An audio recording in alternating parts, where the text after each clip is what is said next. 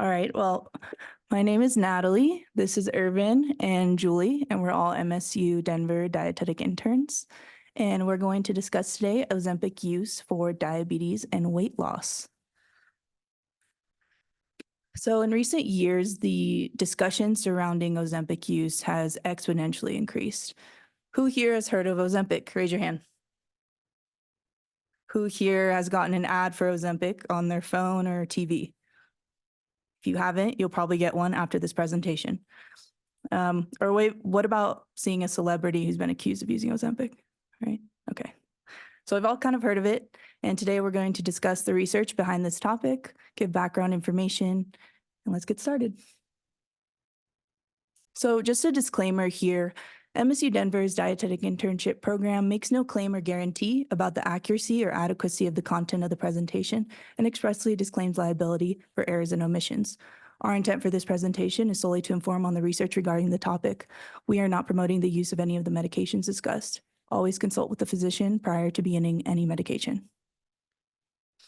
So before we get started with all of the information we're going to give you guys today, I would love if everyone could pull out their phones, scan the QR code, or use the link below to fill out this pre-presentation survey.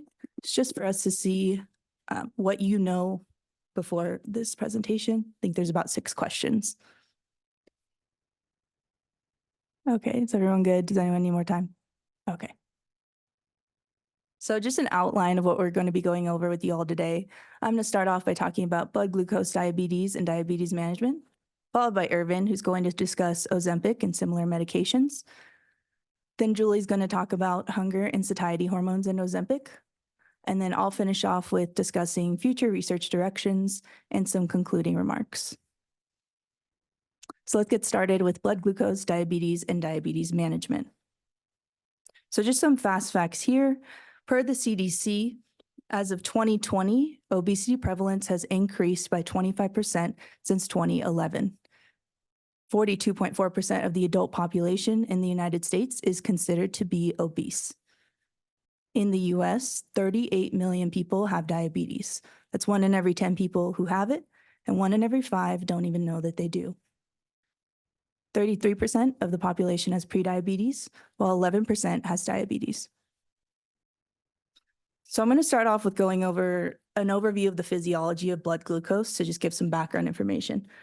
So here you can see a graph or curve titled blood glucose curve after an event. The event in question, that's after some food is consumed. So on the x-axis, you can see time after the event, and on the y-axis is blood glucose levels in milligrams per deciliter. So starting off, you can see the line, the curve, kind of lower in normal range. And then after the person consumes the food, after some time passes, blood glucose levels are going to go up, up, up. And then at this green arrow, they're going to spike. When that happens, the hormone insulin is released from the pancreas. Insulin lowers blood glucose levels when they get too high. Insulin works antagonistically with another hormone known as glucagon. Glucagon does the opposite. It increases blood glucose levels when they're low, and this occurs in a fasted state. So now let's take a look at both types of diabetes. So type 1 diabetes is characterized by beta cells in the pancreas, which produce insulin that are completely destroyed. And this occurs due to an autoimmune reaction. So in people with type 1 diabetes, insulin is no longer made. People with type 2 diabetes, this is characterized by insulin resistance or lack of insulin over time. So the body still makes insulin, but it doesn't respond very well to it.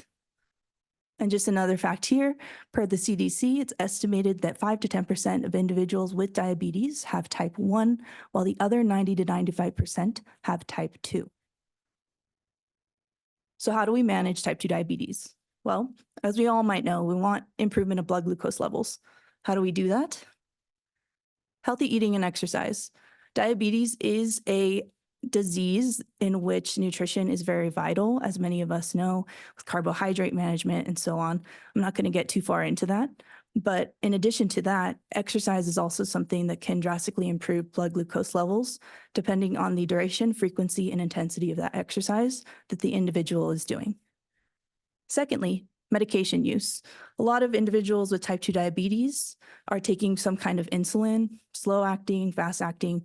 There's a bunch of different kinds. Or they might be taking a medication such as metformin to help manage their blood glucose levels, which is in a pill form. Now, what's starting to make its way into this realm of medications for type 2 diabetes management is Ozempic. I'm going to hand it over to Irvin, and he's going to tell you more. Thank you. Okay, so what is Ozempic and what is the semaglutide? What is it all about? So it's a peptide sold from a company named Novo Nordisk out of Denmark under the brand names Ozempic, Rybelsus, and Wegovy for long-term treatment of type 2 diabetes or obesity. Semaglutide is not intended for individuals that has type 1 diabetes. So semaglutide belongs to a family of incretin GLP-1 agonists. Semaglutide can be injected under the skin or orally in pill form. It mimics the hormone GLP-1, which is a naturally occurring hormone in the body in response to high glucose levels. It attaches itself to GLP-1 receptors, which ultimately increases insulin levels, lowers glucagon levels, and actually when actual blood sugars are high.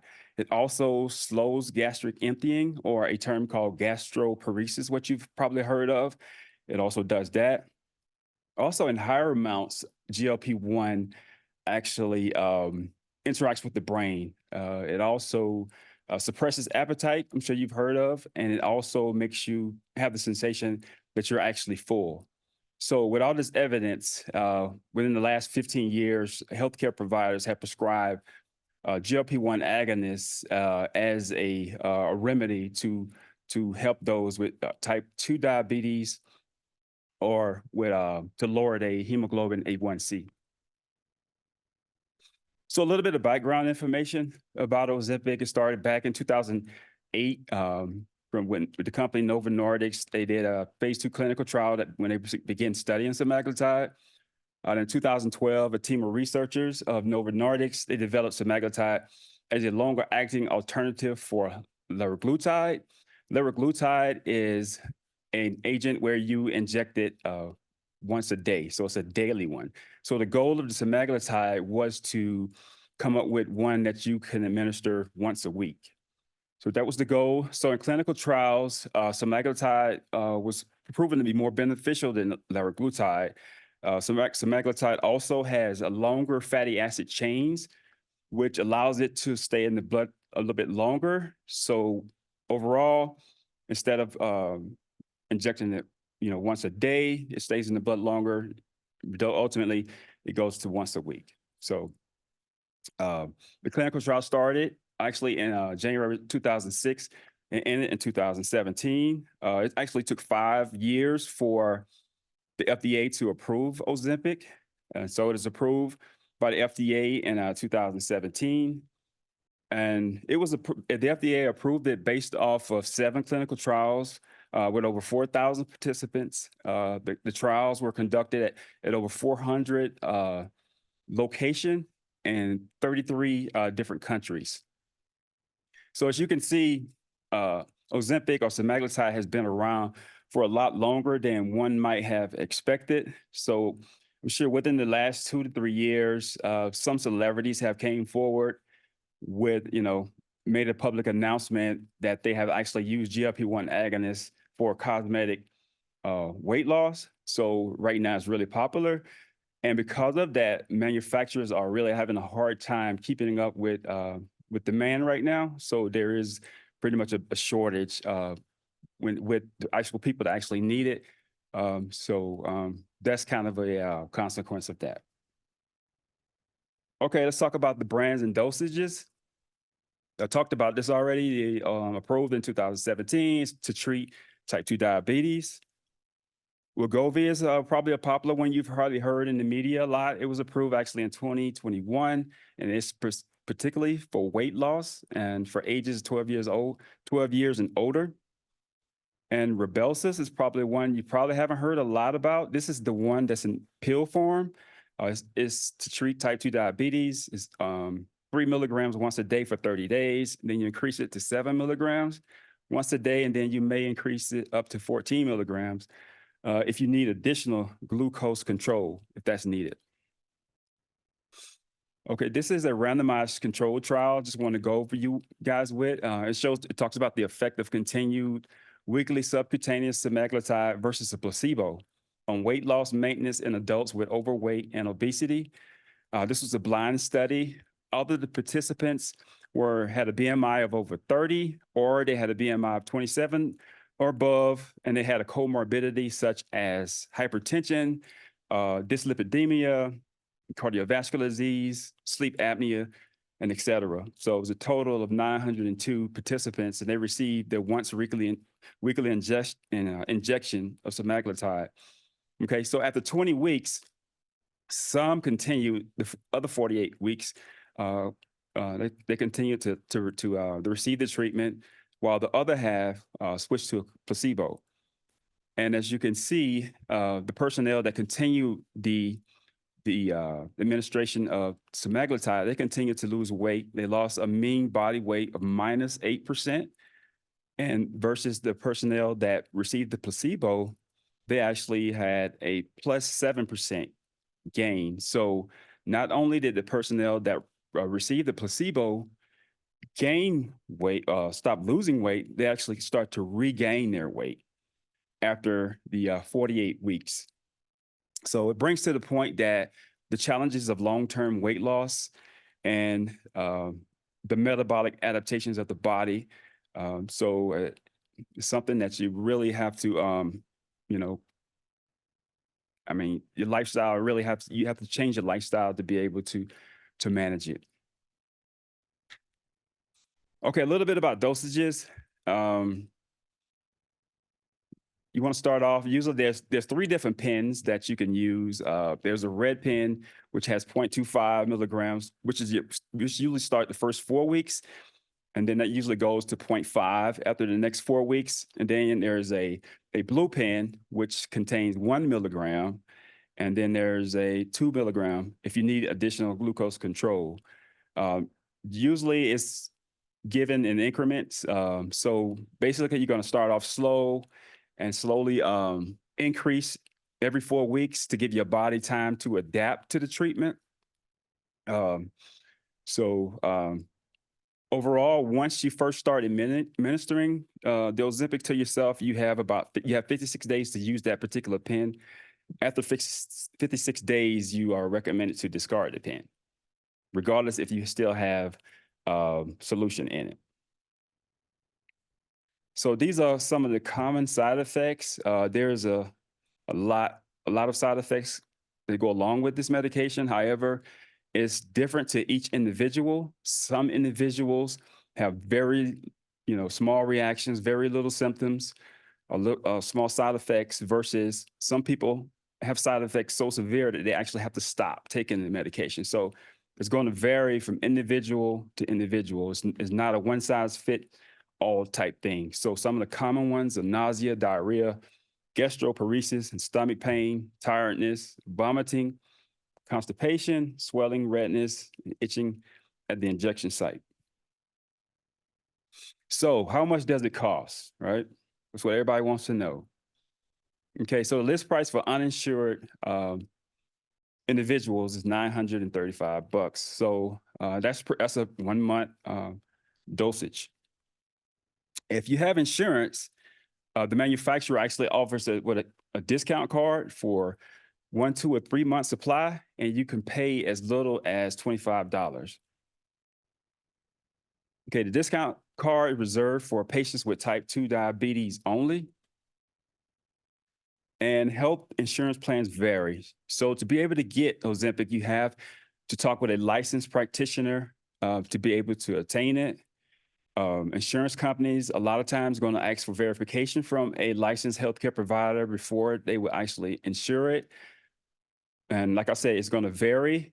Some health insurance companies may cover the entire deal, and some may ask for some type of copay or some type of deductible. So it's going to vary. Okay, that's all I got. I'll be followed by Julie.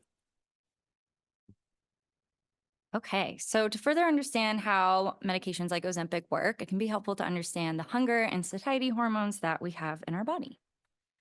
So before we dive in, it can be helpful to kind of know the background and the definitions of some of this vocabulary that I'll be saying in the next couple of slides. I feel as though we can sometimes use these words interchangeably, but they do have their own definition. So for an example, appetite is a desire for eating, where hunger is a biological urgency to ingest food to sustain oneself. Comparatively, satiation is the ability to halt consumption after eating enough food, and satiety is the complete inhibition of consuming food that can be determined with objective questioning like, have I eaten enough today? So when we look at hunger and satiety hormones, these are GI hormones that signal to the hypothalamus. Two of our bigger players are ghrelin and leptin, and the balance between these two are really important for energy and glucose homeostasis as well as weight management. So kind of how this works is ghrelin is known as our hunger hormone, and it's primarily released and secreted in the stomach. And this is released when the stomach is empty or in a fasted state. So, like in between meals, for example. When ghrelin's released, it is released into the blood. It crosses the blood brain barrier and then signals to the hypothalamus for food anticipation. As well, it will also start gastric motility and gastric acid secretion to kind of get the body ready for a meal. On the other side of that, we have leptin, which is the satiety hormone that's released by the adipose tissue. And kind of similarly, when we've consumed enough food, we've have enough energy, leptin will be released. It signals to the hypothalamus that it's time to stop eating. Where leptin is a little bit different from ghrelin is that the amount of leptin that's produced by an individual is directly related to the size of their fat cells. So someone who has a higher percentage of body fat is going to release more leptin because the body doesn't need as much energy intake. One problem with that is when people have a higher body percentage or fat percentage, a lot of leptin is getting released and people can start developing a leptin resistance. So when they're insensitive to leptin, they're not getting that same cue to stop the ghrelin. So they can continue to consume food that's not needed and weight gain is possible. When we're looking at the GLP-1 that Irvin has gone over briefly, we know that medications like Ozempic mimic the GLP-1 hormone. As Irvin also kind of mentioned, there's a few physiological responses that happen when GLP-1 is released by the L cells in the pancreas. And one of those is delaying gastric emptying, which is pretty similar to the function that leptin does. It's the counteraction of ghrelin. So if you do have that leptin resistance, having this GLP-1 hormone is important for allowing the body to know that it's full. However, some studies do suggest as well that GLP-1 is lower with those who are obese, who have that higher fat percentage. So medications like Ozempic that mimic and kind of act the same way as these hormones can be really beneficial for that energy maintenance. So we know that Ozempic was originally designed for people with type 2 diabetes. However, in 2021, the FDA allowed research looking at Ozempic for people who are not diabetic. So people who are just looking for weight loss. And this is an example of one of those studies that was done from 2021 to 2022. There was 175 participants with a BMI of 27 or greater, and they were broken into two categories, one group receiving a higher weekly dose and the other group receiving a lower dose. It was found that after 3 months on average between both these groups that they lost about 15 pounds. And then after 6 months on average, these two groups lost about 30 pounds. So there wasn't as much difference between the amount of dose they were getting. It was kind of just the fact that they were taking it in general. Of the 175 participants, about 30 of them did have type 2 diabetes, but it was found that by the end of the study, those who were not diabetic did end up losing more weight overall, which I found interesting. 49% of participants throughout the year-long study did report having side effects, those same GI things, nausea, vomiting, diarrhea. 5 of the participants had to drop out of the study because their side effects were so severe, and then 15 of them had to drop down into the lower dose group because the higher dose was giving them pretty significant GI issues. Another thing to note with this study is that every participant did have access to a registered dietitian throughout the entire year. We know Ozempic works by suppressing the appetite, so having a professional there to kind of help them navigate that suppressed appetite, their changes in eating, they reported to be very beneficial for them. Repeat slide, ignore that. Because Ozempic is a hunger suppressant, it kind of brings up the issue of a potential for deficiencies. One study wanted to kind of navigate and look at how quickly this hunger suppression happens. They looked at 30 individuals who did have an obese BMI, and they found that after 12 weeks, there's an average of 24% decrease of appetite. And they were able to determine that number just through kind of the quantity of meals that they were consuming, the amount of food they were consuming, and found that it dropped pretty significantly pretty fast. And so it wasn't only that they were eating less, they were eating different or less types of food. So they were reducing that variety as well as the overall consumption. As well, there was that piece of side effects like vomiting, diarrhea, which can inhibit nutrient absorption. And overall, there's just a limited research that investigates these micronutrient changes and how quickly someone could potentially become deficient. So just an area of research that could be beneficial in the future.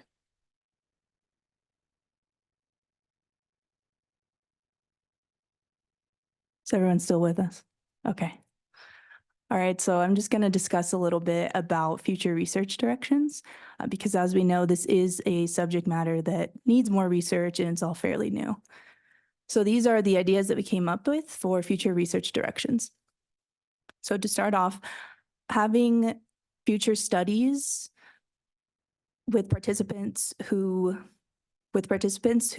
have either controlled versus uncontrolled diabetes would be helpful. And additionally, looking at the medication that they might be taking and seeing how Ozempic might affect that, such as having people who are taking insulin daily for their blood glucose management of type 2 diabetes. And additionally, looking at individuals who might also have comorbidities.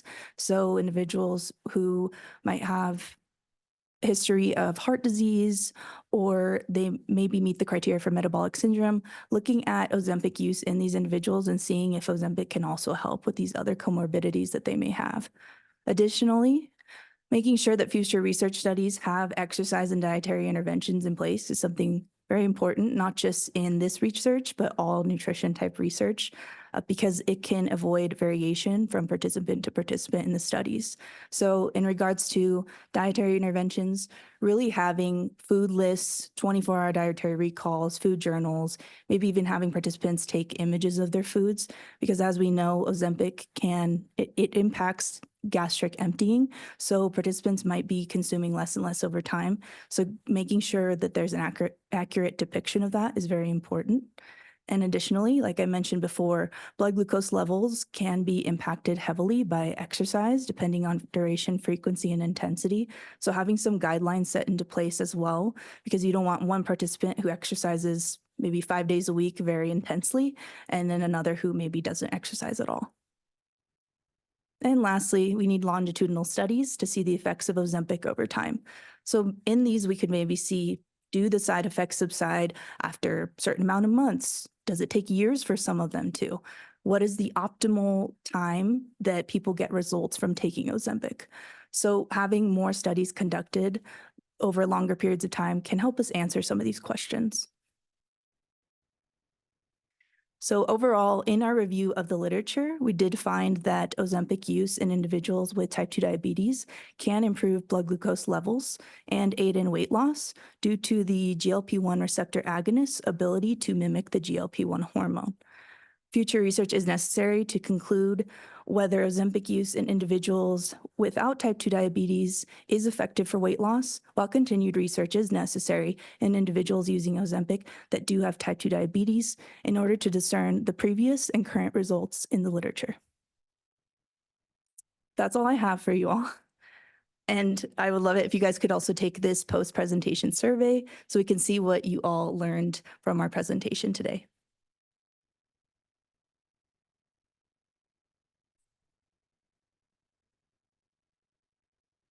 Anna, go ahead. How do you get Ozempic covered by health insurance? Well, you have to talk to your healthcare provider. And actually, when your insurance company, it depends on your insurance company, and they're going to determine whether they covered it or not. It's going to be, you're just going to have to talk to your healthcare provider to determine whether you're going to do you actually apply, actually eligible to get Ozempic. Colin? Yeah, I was wondering, how long does it take for a person to start seeing improvements in blood glucose levels after they take Ozempic?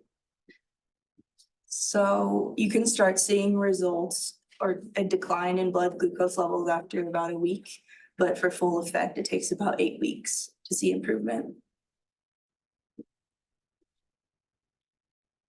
What are the protocols for taking Ozempic in pregnancy? So right now, there's not a lot of research on it, but the recommendation right now is to stop taking Ozempic 2 months before planning to become pregnant.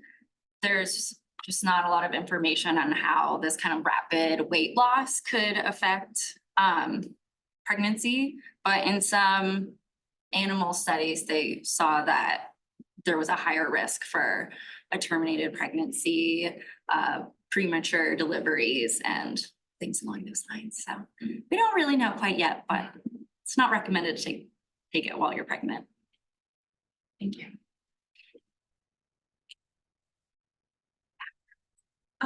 I may have missed this in the presentation. How long are people typically on Ozempic?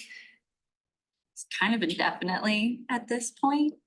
We don't really know how long. We don't know if someone's taking Ozempic for a couple months, if they immediately stop, if the weight is just gonna rebound. So kind of the standard, correct me if I'm wrong, seems like right now, it's just kind of like you just take it forever. That's a discussion you have to have with your healthcare provider, and you guys have to get a plan established for when you want to come off. And we talked about the dietary habits that you have to have that have to accompany Ozempic. So that has to be taken into consideration. Also the exercise too, that has to be part of it also. Almost a follow-up to that question. So if a patient regains the weight back and they're kind of taking it indefinitely, have there been studies or are there any indications if they were to almost cycle it, like a few months on, a few months off, or how does that look? Has it been studied? What are your thoughts on that? I don't think in the research that I personally did, I don't think I saw any studies specifically looking at cycling it. I know Irvin talked about the study here where the people who did stop taking the semaglutide, they were gaining the weight back. So it's definitely probable if someone does stop taking Ozempic. But there's a lot of more research that needs to be done to actually see that. So we can't answer definitively. So I'm curious, aside from like weight gain and then increased appetite, are there other like side effects when someone immediately comes off of Ozempic? Like if they just cut a cold turkey or are they slowly coming off of it? I think that's all very based on individual. Personally, I do know somebody who is on it, who has type 2 diabetes, and they have been on it for a long time, but they've still had side effects like having a lot of nausea.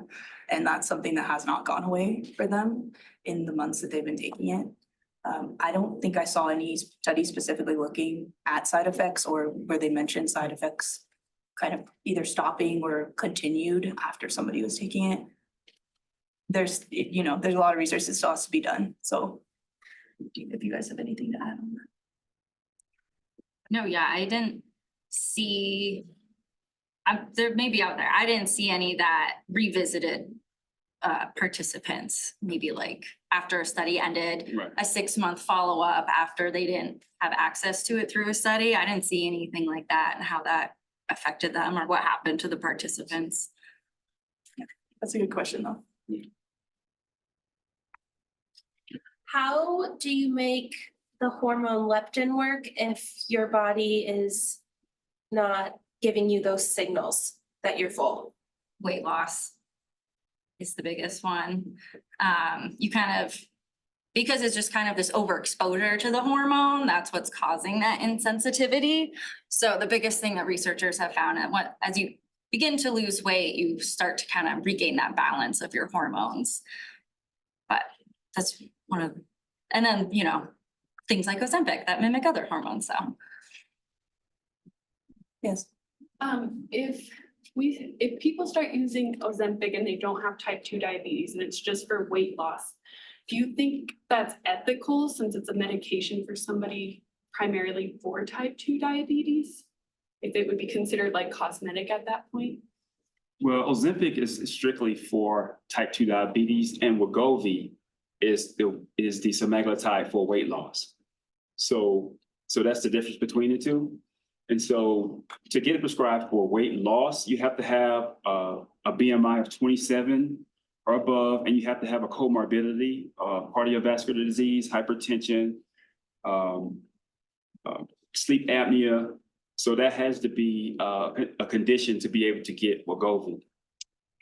Okay, so the FDA testing that you were talking about at the end was like for like those. Right. Okay, The sorry, I test- missed that part. No, that's fine. Yeah, the test was for individual, like specific ones. Ozempic was strictly type 2 diabetes. Wegovy was weight loss.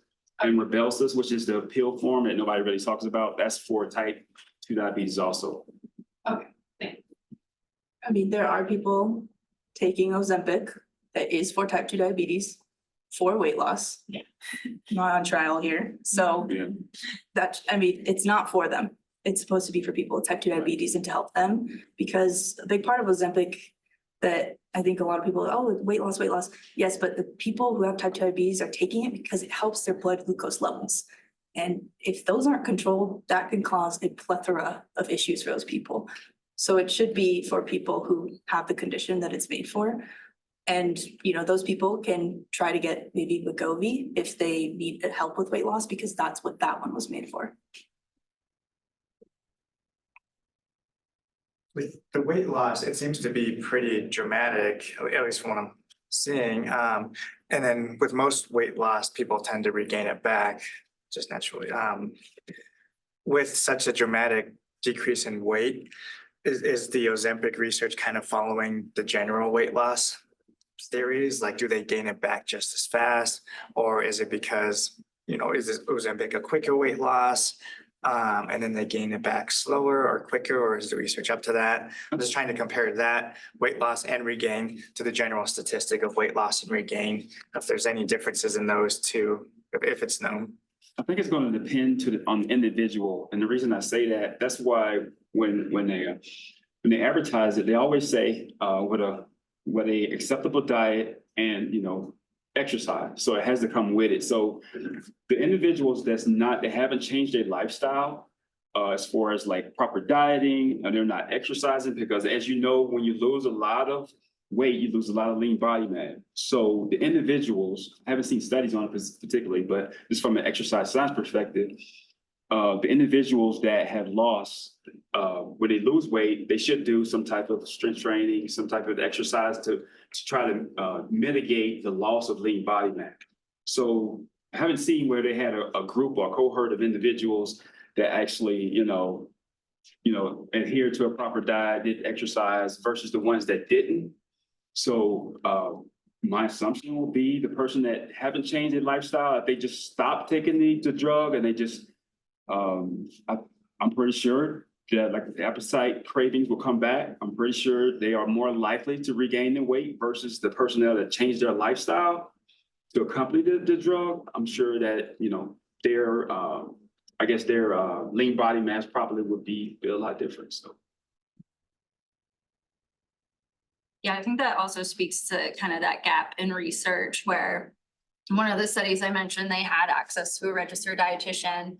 And a lot of the participants were like, I'm just like, you know, not hungry as much as I am.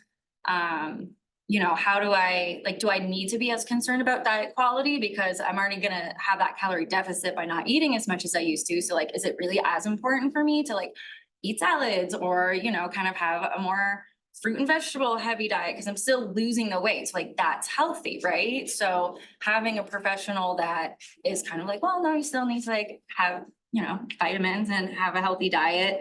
A lot of the studies that I saw, like that was just not a component of it at all. So when you stop eating, you know, a quarter of the amount that you're used to eating and you just like want to get calories in, like, what does that look like? Is it going to be different? Do you think it's as important to have a healthy diet? You're going to lose the weight anyway. So I think it's important to have like the exercise science, the nutrition aspect, and kind of monitor those lifestyle pieces. Cause I think when the drug goes away, you'll probably get it all back.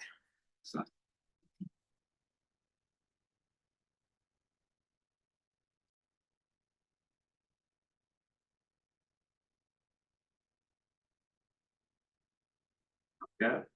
I don't see no questions in the chat. I think that's all. I don't think my mom has any questions. No. She's also at work. Great. All right, thank you guys. Guys.